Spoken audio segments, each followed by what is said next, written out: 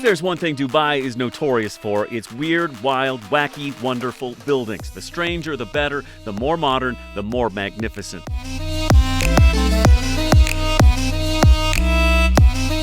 From high-rise homes to illuminated domes, from the world's only 7-star hotel, the Burj Al Arab, shaped like a sailboat, to malls, to museums that look like, well, I can't tell what this thing looks like, but I know it looks cool.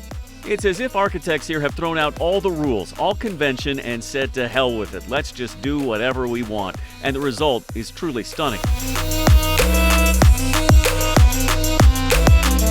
But even in a burgeoning city of jaw-dropping design and vision where architects continue to push the boundaries, there is one building, one odd, inexplicable, unusual, boxy behemoth that stands out. A 500-foot-tall picture frame?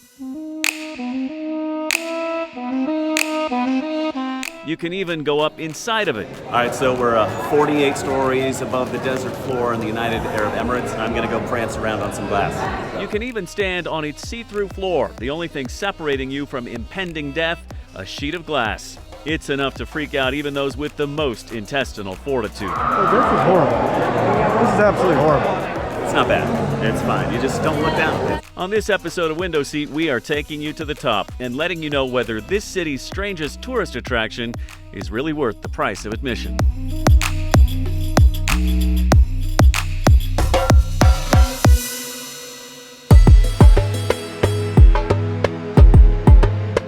On an especially stifling sunny afternoon, temperature 100 degrees plus, there it stood in the desert like a mirage. Certainly, we could be hallucinating like a couple of thirsty sojourners made crazy from the heat. It seemed as logical an explanation as any for this weird building to be here. We plopped down a little more than 100 dirhams for 2 tickets to the top. That's around $30 total, not too shabby. And once inside the gates, we saw it in all its glory, the largest frame in the world. 500 feet tall, 200 feet higher than the Statue of Liberty. Its gaudy, gauche, golden facade twinkling in the Emirati sun. Standing in the heat in a long line gave Sean time to ponder the horror that awaited at the top. I'm not standing on the glass floor. Why?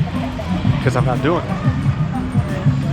I have limits, and that's crossing them. Once through the lines and the lobby, we're shuffled past a tribute to Sheikh Rashid bin Saeed Al Maktoum, the so-called father of Dubai, largely responsible for creating the modern emirate. Then through a museum showing the city's evolution from dusty fishing village on the Persian Gulf to thriving metropolis of more than 3 million people. Then, much to Sean's chagrin, remembering that he hates heights, we're crammed into an elevator for a 500-foot ride into the sky.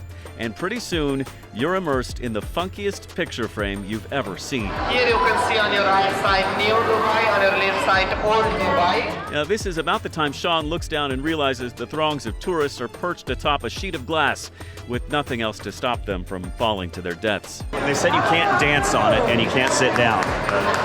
I'll just walk. It's not that bad. Do you want to aim it down so we can see what we're looking at? There were a very few, like Sean, who tiptoed as far from the glass panel as possible. Oh, this is horrible. This is absolutely horrible.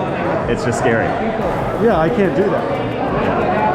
I mean, all I can think of in my head is Willis Tower in Chicago where the glass is cracked multiple times.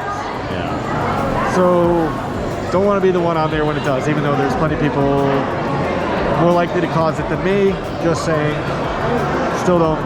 Nope, still no. But others of us hammed it up, posed for pictures, and acted as touristy as possible. Who doesn't want a memento from their time at the top of the strangest attraction in Dubai?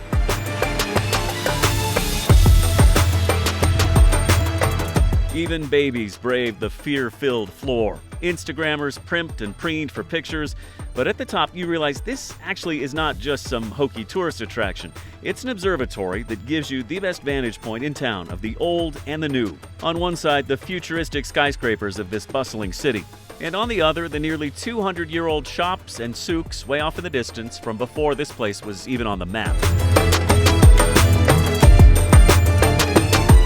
A person really could spend hours up here soaking up the sights, taking in the history, admiring the architecture, posing for pictures, buying those same pictures for an exorbitant amount of money from the gift shop, or they could just get the hell out of here. You done with this? Ready to go? I'm done with this. And that is the journey Sean chose to take. He'd seen enough from the top of the desert. It was time to get back downstairs to sea level, where he explained the fear coursing through his veins way up top. And the fact that there's that glass there, it's like a trigger to where like all of a sudden like I'm starting to walk and I'm getting wobbly. It's not good. You thought you were gonna pass out? Yeah, I thought I was close to passing out. And I know as soon as you know you're fine, but at the same time it's that fear that and you can't quite control, and that's kind of a big part of it. And it sucked. Like I was stumbling across the actual up top, just because my legs just kind of were wobbly. So it sucked. So I had to get down. It is weird, a little wild, and it can make you a little wobbly. But if you're not scared of heights, the Dubai frame can be a great way to spend an afternoon inside in the air conditioning, which is crucial in this part of the world. And at about $30 for 2 people, not too expensive. All in all, a very memorable experience. Good memories for Jeremy. For Sean, not so much. The key is don't get freaked out, have fun, you're not gonna die.